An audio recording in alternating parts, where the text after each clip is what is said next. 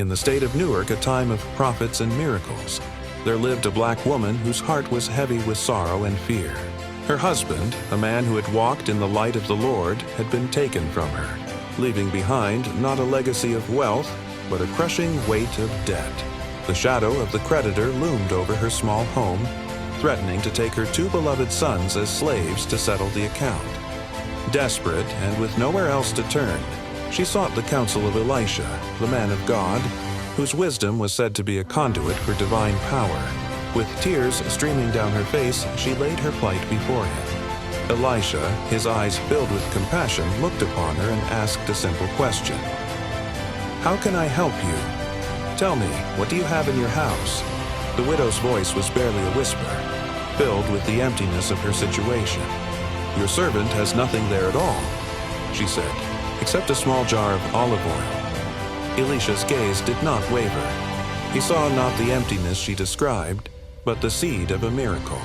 He gave her instructions that defied all logic. "Go," he commanded, "and ask all your neighbors for empty jars. Don't ask for just a few. Then go inside and shut the door behind you and your sons. Pour your oil into all the jars, and as each is filled, put it to one side." Though his words seemed impossible, the widow's faith flickered to life. She and her sons went from door to door, gathering every empty vessel they could find. They filled their small home with jars of all shapes and sizes, a collection of empty promises. Then, shutting the door as the prophet had instructed, she took her single small jar of oil.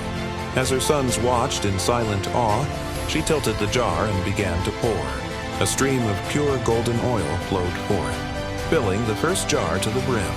She moved to the next, and the next, and the next. The oil did not cease.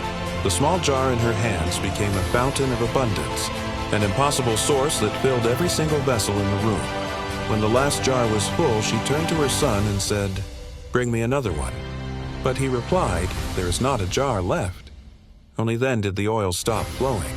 Overjoyed and overwhelmed, she returned to Elisha to tell him what had happened. The prophet smiled, his voice calm and assured. "Go," he said, "sell the oil and pay your debts. You and your sons can live on what is left." And so, from a single jar of oil and a measure of unwavering faith, a family was saved, a future was restored, and the boundless compassion of the divine was made known.